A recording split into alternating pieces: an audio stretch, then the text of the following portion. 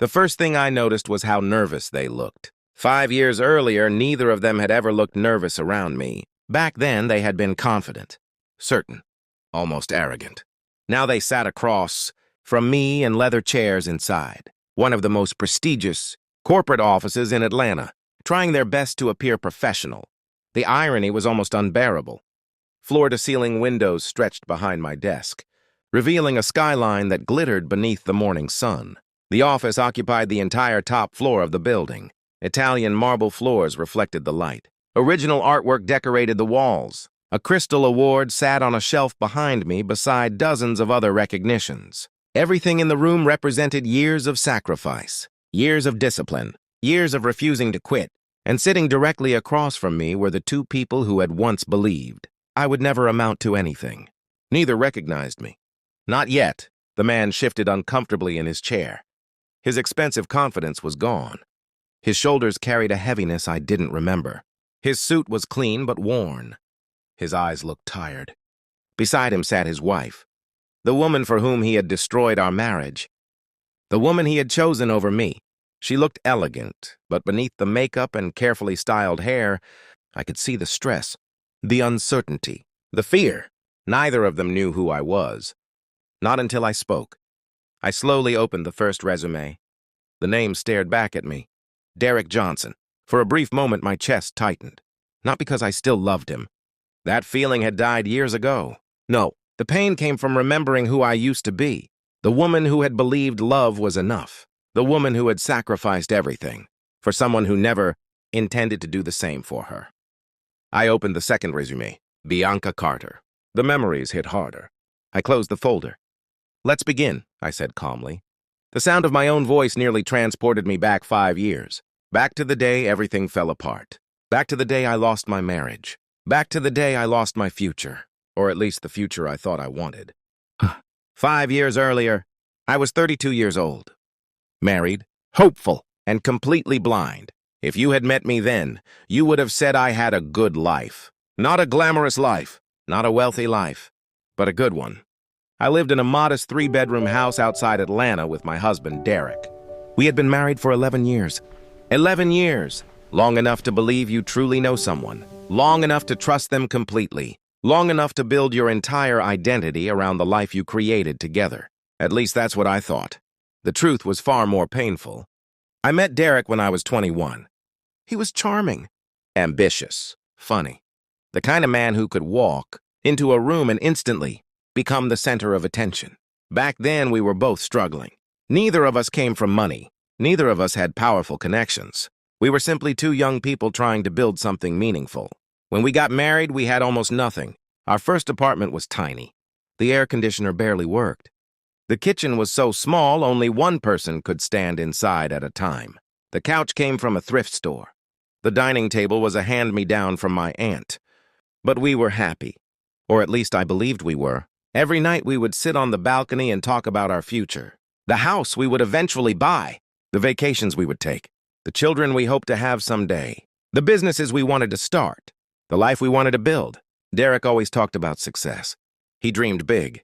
Much bigger than I did. And I loved that about him. I believed in his dreams even when nobody else did. Especially when nobody else did. Years later, when Derek decided he wanted to return to school for advanced certifications, I supported him. The tuition wasn't cheap. We couldn't really afford it. But I worked overtime, extra shifts, weekends, holidays, whatever it took. When Derek wanted to leave a stable job for a riskier opportunity, I supported him again. When he needed money to attend conferences, I paid. When he needed time to focus on his career, I carried more responsibilities at home. I told myself that marriage meant sacrifice, that one day all our hard work would pay off. What never occurred to me was that I was the only one making sacrifices. The first changes happened gradually, so gradually that I barely noticed. Derek started coming home later. At first it was because of work, then networking events, then client dinners, then business trips. The explanations always sounded reasonable. Successful people worked hard. Successful people traveled. Successful people had demanding schedules. I wanted Derek to succeed, so I never complained. But something felt different, subtle, uncomfortable. The man who used to tell me everything suddenly became private, protective of his phone, protective of his laptop, protective of his time. One evening, I was making dinner when his phone lit up on the kitchen counter. I wasn't trying to snoop. I honestly wasn't. But the message appeared before the screen locked. A heart emoji, followed by 3 words. Miss you already. My stomach dropped. The sender wasn't saved as a name, only initials. BC. When Derek walked into the kitchen, I asked casually, "Who's BC?" For a split second, panic flashed across his face. Then it disappeared. "Just someone from work." His answer came too quickly, too smoothly. I wanted to believe him. So I did, because sometimes the truth feels too terrifying to consider. Over the next few months, the distance between us grew. Conversations became shorter. Arguments became more frequent. The affection disappeared. We stopped eating dinner together, stopped watching movies together, stopped laughing together. Every attempt I made to reconnect felt like reaching through glass. I could see him, but I couldn't touch him. One night I woke up around 2 in the morning. The bed beside me was empty. I found Derek downstairs on the patio, smiling at his phone. The moment he noticed me, he locked the screen. My heart sank. "Who are you talking to?" "No one." No one. The most dangerous lie in a marriage. I knew it then. I just wasn't ready to admit it. Weeks later, everything changed. The day started normally. I left work early because of a severe migraine. The office lights felt like knives behind my eyes. All I wanted was silence and sleep. When I pulled into the driveway, I noticed Derek's car. That was strange. He was supposed to be at work. I walked inside quietly. At first, everything seemed normal. Then I heard laughter. A woman's laughter, coming from upstairs. My pulse immediately accelerated. I stood frozen near the staircase, listening, praying I was wrong, praying there was some innocent explanation. But deep down, I already knew. The climb upstairs felt endless, each step heavier than the last, each breath harder to take. When I reached our bedroom, the door was partially open, and my world ended. Derek stood beside the bed. A woman sat on the edge of it. Her hand rested on his chest. Both of them looked comfortable, familiar, intimate, like they had done this many times before. For several seconds, nobody moved. Nobody spoke. Nobody breathed. Then Derek saw me. The color drained from his face. The woman turned, and for the first time I saw Bianca Carter, the woman whose initials I had seen months earlier, the woman who had slowly stolen my husband while I was busy supporting his dreams, the woman who would eventually become his wife. I felt my knees weaken. The room spun.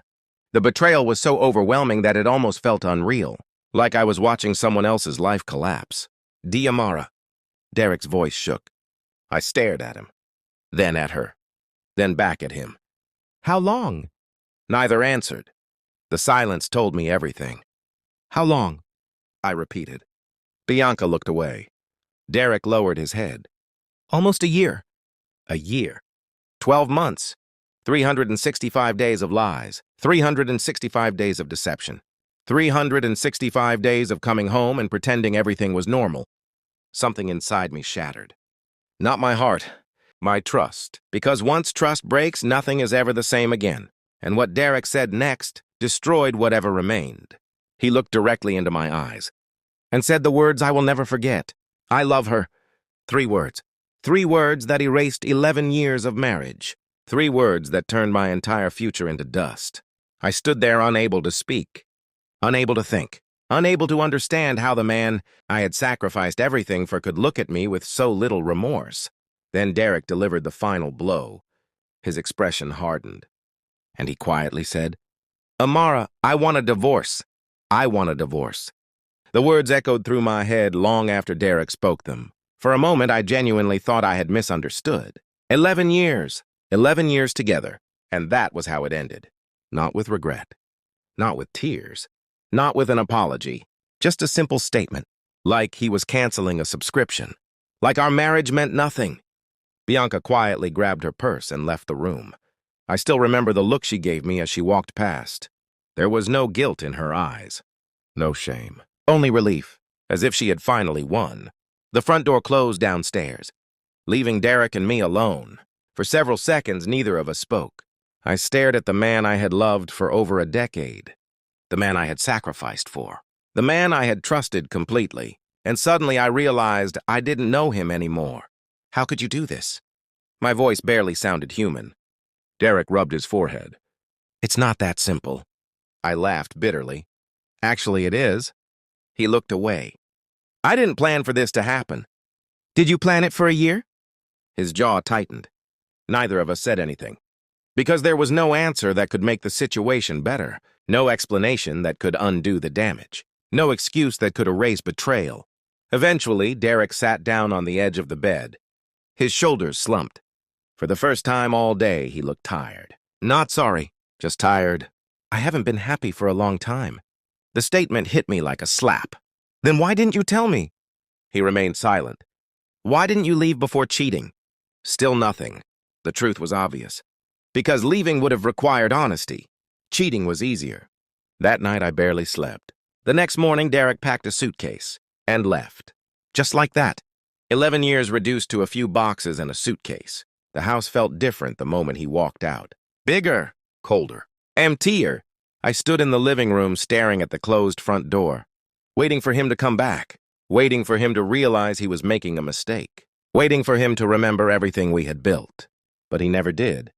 3 weeks later, I was served divorce papers. Official, legal, final. The speed shocked me. It was obvious now. Derek had been preparing long before I discovered the affair. The paperwork was already organized. The lawyers were already hired. The strategy was already planned. I wasn't just losing my husband. I was losing a game I didn't even know we were playing. The divorce process became one of the darkest periods of my life. The man sitting across from me during mediation didn't resemble the man I married. The kindness was gone. The warmth was gone. The loyalty was gone. Every conversation felt like a negotiation. Every meeting felt like a battle. Every document revealed another unpleasant surprise. Accounts I didn't know existed. Financial decisions I wasn't aware of. Money that had quietly disappeared. I realized something horrifying. While I had spent years trusting Derek, he had spent years protecting himself. One afternoon, my attorney sat across from me in a conference room. Her expression told me everything before she spoke. This isn't going to end the way you hoped.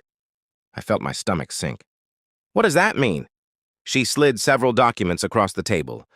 The assets are more complicated than we initially believed. Complicated. It was a polite word. The reality was devastating. By the time legal fees, asset divisions, and settlements were finalized, I walked away with far less than I expected, far less than I deserved. The house was sold. Most savings disappeared. Investments were divided. Retirement accounts were split. The future I thought I had built vanished before my eyes. I remember signing the final documents. The courtroom felt strangely quiet. The judge spoke. The attorney spoke. People moved around the room, but all I heard was silence. A chapter of my life was ending, and I had absolutely no idea what came next. Outside the courthouse, reporters weren't waiting. Friends weren't waiting. Family wasn't waiting. Nobody cared. The world kept moving. Cars kept driving. People kept laughing. Businesses kept operating. Meanwhile, my entire life had collapsed.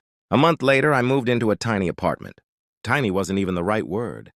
The kitchen was barely large enough for one person. The bedroom felt cramped. The furniture came from discount stores and clearance sales. The walls were thin enough to hear neighbors arguing. Every night I lay awake staring at the ceiling, wondering where everything had gone wrong. The loneliness was overwhelming. For years I had shared every part of my life with someone. Now silence followed me everywhere. The silence became unbearable when social media entered the picture. At first I tried avoiding it, then curiosity won. One evening I opened Instagram and instantly regretted it.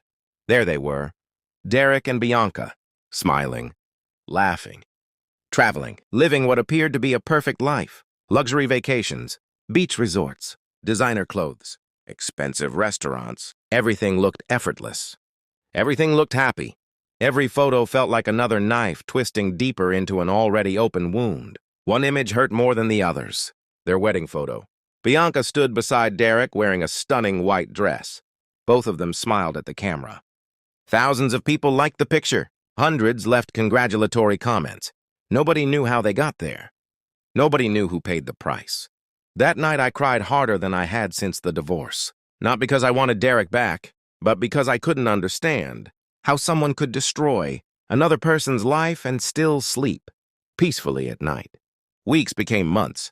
Months became nearly a year. And somehow things got worse. My confidence disappeared. My energy vanished. The future looked empty. I started questioning everything. My judgment. My intelligence. My worth. Sometimes I sat alone in my apartment wondering if Derek had been right to leave. Maybe I wasn't enough. Maybe I never had been. Those thoughts became dangerous, because eventually you start believing them. Then something unexpected happened. One rainy Thursday afternoon, while scrolling through job listings, I saw an advertisement for a local business conference. Normally, I would have ignored it. I wasn't interested in networking. I wasn't interested in entrepreneurship. I wasn't interested in anything. But for some reason, I clicked the registration link. Maybe I was desperate. Maybe I was lonely. Maybe part of me still believed life could improve. I almost didn't attend. The morning of the event, I sat in my car for nearly 20 minutes debating whether to leave. Eventually, I forced myself inside. The conference was held in a modest hotel ballroom. Nothing glamorous. Nothing extraordinary. Just hundreds of people trying to improve their lives. For the first time in months, I found myself surrounded by ambition, hope, possibility. People discussing goals instead of failures. Solutions instead of problems. Near the end of the event, one speaker walked onto the stage. His name was Marcus Reed, a successful entrepreneur, a self-made businessman. The room immediately became silent. Marcus spoke about setbacks, failures, bankruptcy, loss. Then he said something that changed my life forever. Something so simple yet so powerful that it felt like he was speaking directly to me. He looked across the audience and said, "The person who broke your heart should never become the author of the rest of your life." The room erupted into applause. But I couldn't move, couldn't clap, couldn't blink. Because for the first time since my divorce, I realized something. I had spent an entire year allowing Derek's betrayal to define my future. I had given him control long after he left, and suddenly I was tired of being a victim. That night I went home, opened a notebook, and wrote 3 words at the top of the first page. Build myself again. I had no idea how. I had no business plan, no investors, no special connections, no guarantees.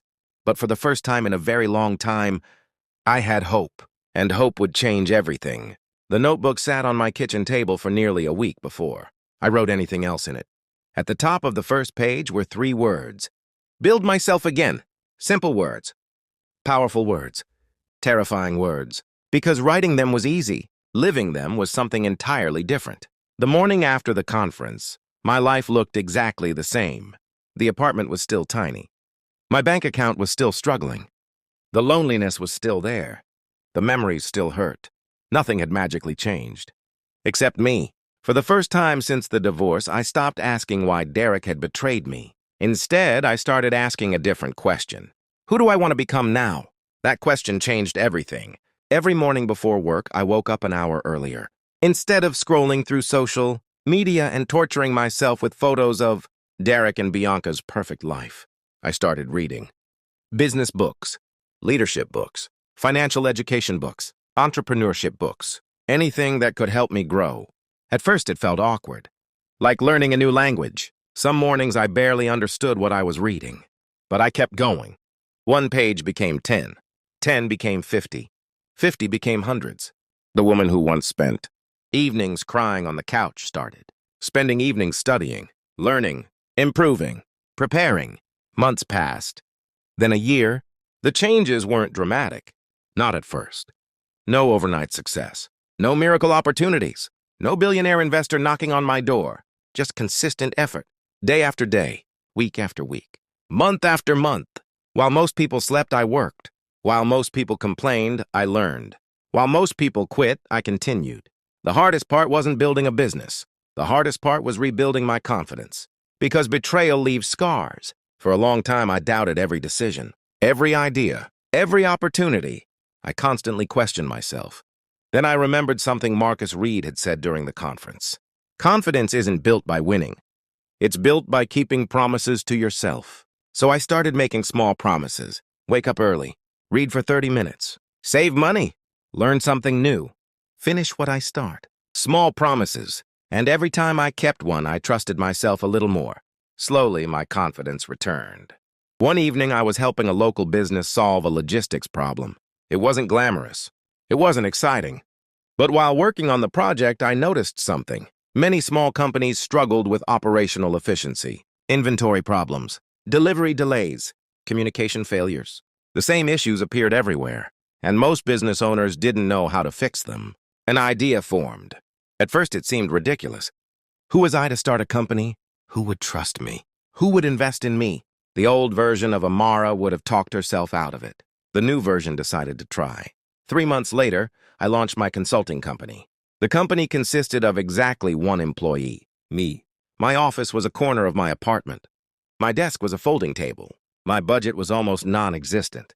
My marketing plan consisted of emails and phone calls. It wasn't impressive, but it was mine. The first few months were brutal. Most potential clients ignored me. Some laughed.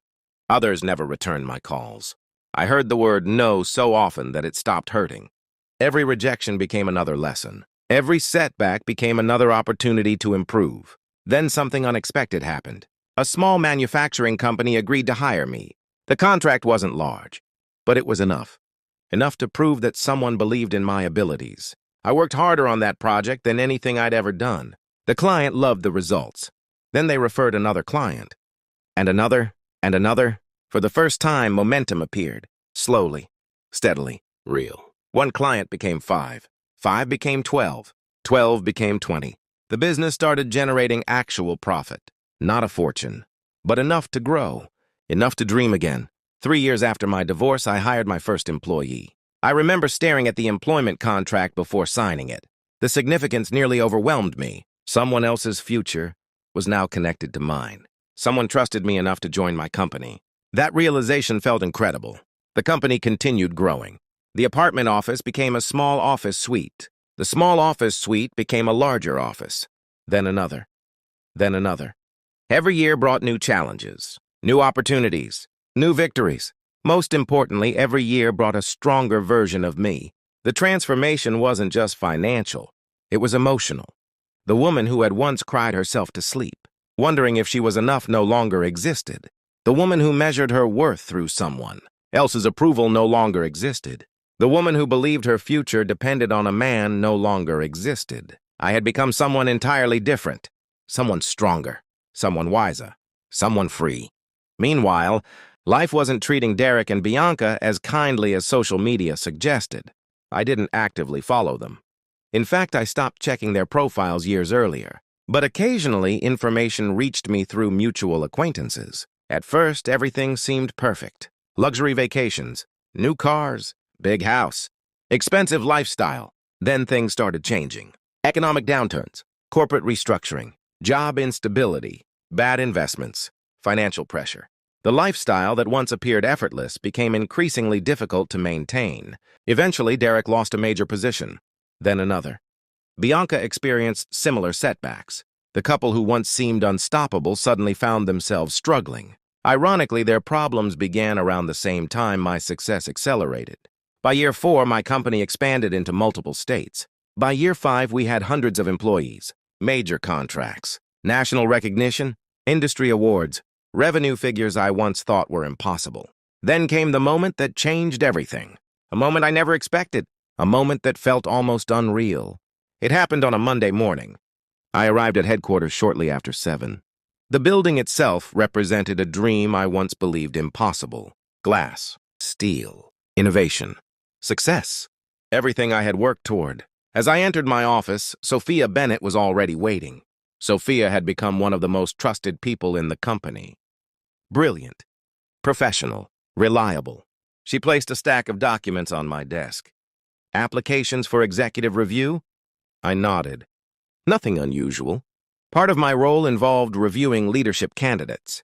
I began flipping through the resumes. Then I froze. My heartbeat immediately accelerated. One name, then another. The air seemed to disappear from the room. I looked again to make sure I wasn't imagining it. I wasn't. The first resume belonged to Derek Johnson. The second belonged to Bianca Carter. 5 years. 5 years without seeing them. 5 years without speaking to them. 5 years without caring what they thought. And now their resumes sat on my desk. Applying for jobs at my company. My company. Sophia noticed my expression. Is everything okay? I slowly closed the folders. For several seconds, I couldn't speak. Life had a strange sense of humor. Of all the companies in America, of all the opportunities available, they had somehow ended up here, in my hands. Sophia tilted her head. Would you like me to assign another executive to conduct the interviews? I looked out the window. Far below, the city buzzed with activity. 5 years earlier, I had been sitting alone in a tiny apartment wondering how I would survive. Now I owned one of the fastest-growing companies in the country. The contrast was almost unbelievable. Finally, I turned back toward Sophia and calmly said the words that would set everything in motion. No. I opened the resumes again, studying the names, the memories, the history, the pain that no longer controlled me. Then I smiled. Not out of revenge, not out of bitterness, but because I realized how far I had come. I'll conduct these interviews personally. The morning of the interview arrived, with clear skies and bright sunlight pouring across the city. I stood alone in my office before anyone else arrived, 42 floors above Atlanta, hands resting lightly against the glass, watching thousands of people begin their day. 5 years earlier, I had stood in front of a completely different window, a tiny apartment, thin walls, empty rooms, an uncertain future. Back then, I had wondered if life would ever improve. Now I was the CEO of one of the fastest-growing companies in the country.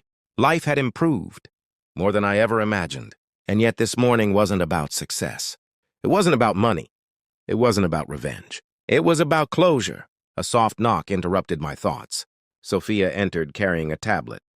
They've arrived. For a brief moment, my stomach tightened. Not from fear, not from anger, just anticipation. 5 years. 5 years since I had seen them. 5 years since they had walked out of my life. 5 years since Derek looked me in the eyes and told me he loved someone else. Sophia studied my face. You okay? I smiled. I'm fine. And surprisingly, it was true. I wasn't the broken woman sitting alone on an apartment floor anymore. I wasn't the woman whose self-worth depended on someone else's love. I was finally free. Sophia nodded. I'll send them in. A minute later, the office door opened. Derek entered first. Bianca followed closely behind. The moment they stepped into the room, I noticed something immediately. Life had changed them. Derek's confidence was gone. His posture wasn't the same. The arrogance that once filled every room had disappeared. He looked older, tired, worn down by years of disappointment. Bianca looked equally different. She was still attractive, still elegant. But beneath the surface, I could see stress, uncertainty, the invisible weight of life. Neither recognized me. Not yet, and honestly, I understood why. 5 years had transformed me, not just physically, emotionally, mentally, spiritually. The woman they remembered no longer existed. Good morning, I said professionally. Please have a seat. They sat across from my desk, exactly like the image I would later remember. The image that perfectly captured how strange life could be. The man who left me, the woman he chose, both sitting in my office, applying for jobs. While I evaluated their future, neither knew who I was. Derek forced a polite smile. Thank you for seeing us. I nodded. My pleasure. The interview began normally. Professional questions, professional answers. Nothing unusual. At first, I reviewed Derek's resume, his experience, his qualifications, his employment history. Several gaps immediately stood out. Tell me about the transition between your previous position and your current situation. Derek shifted slightly. The company restructured. I nodded. And after that? We experienced some challenges. Challenges. An interesting word. People often use it when they don't want to discuss failure. I made a few notes, then turned toward Bianca. She answered confidently at first, but the longer the interview continued, the more nervous she became. I could feel it. Something about me seemed familiar to both of them. They simply couldn't figure out why. Eventually, Derek started studying my face. Not openly, but often. Longer each time.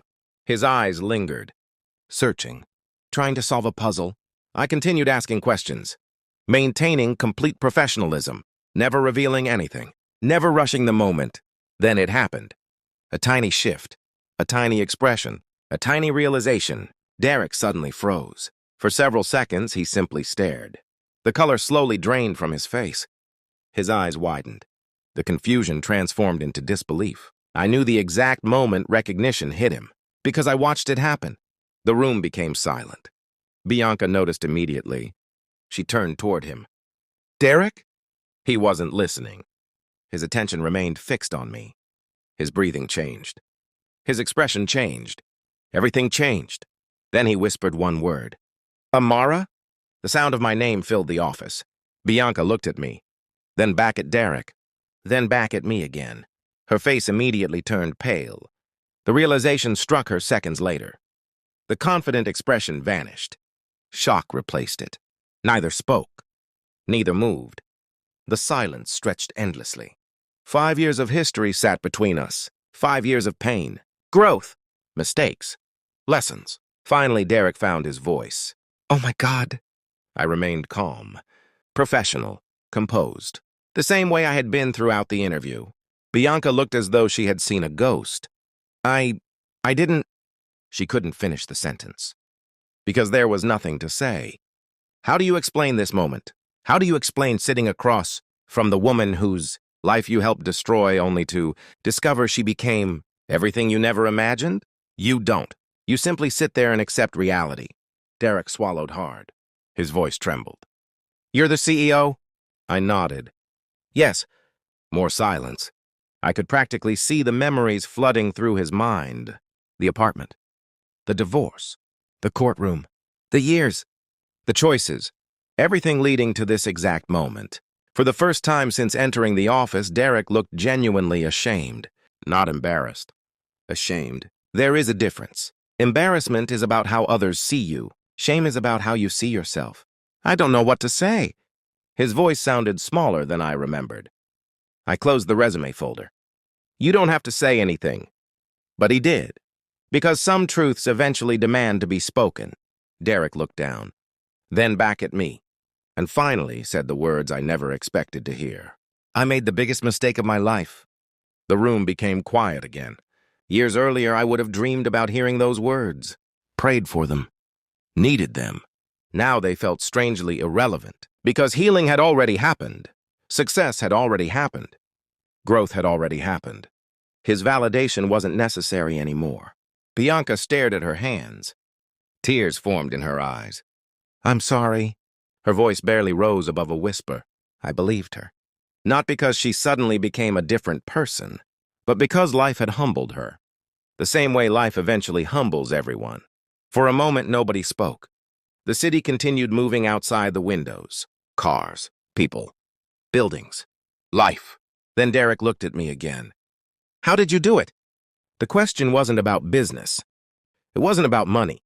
It wasn't about becoming CEO. It was about survival. How did the woman they left behind become the woman sitting before them now? I leaned back slightly and answered honestly. "The day you left, I thought my life was over." Neither interrupted. I believed everything important had been taken from me. I paused, then continued. But eventually I realized something. Both listened carefully. "You didn't take my future. You only took the future I imagined." The distinction hit them immediately. I could see it. The future I built afterward turned out to be much bigger. Neither spoke, because they understood. I wasn't successful because they failed. I wasn't successful because I wanted revenge. I wasn't successful because I needed to prove them wrong. I was successful because I finally started believing in myself. For years, I had invested all my energy into supporting someone else's dreams. Then I learned to invest in my own. That changed everything. Derek lowered his eyes. "I don't deserve your kindness." Maybe he was right. Maybe he wasn't. Either way, bitterness no longer interested me. Holding anger for years is like carrying a heavy suitcase everywhere you go. Eventually, you realize you're the one suffering from the weight. I put the folders aside. Then I looked directly at both of them. Life taught me something important. They waited. The greatest revenge isn't making people suffer. It's becoming someone their betrayal could never destroy. Neither responded. Because there was nothing left to argue, nothing left to defend, nothing left to explain. The truth was sitting in front of them. I stood and walked toward the windows. The city stretched endlessly beneath us. 5 years, 5 extraordinary years, years that transformed pain into purpose, failure into opportunity, heartbreak into strength. Behind me, I heard Derek quietly say, "I'm proud of you, Amara." For the first time in a very long time, I smiled. Not because of his approval, but because I no longer needed it. Outside, sunlight reflected from the surrounding skyscrapers. The future looked brighter than ever. And as I stared across the city I had helped build, I realized something beautiful. Success didn't come from proving them wrong. It came from finally believing in myself.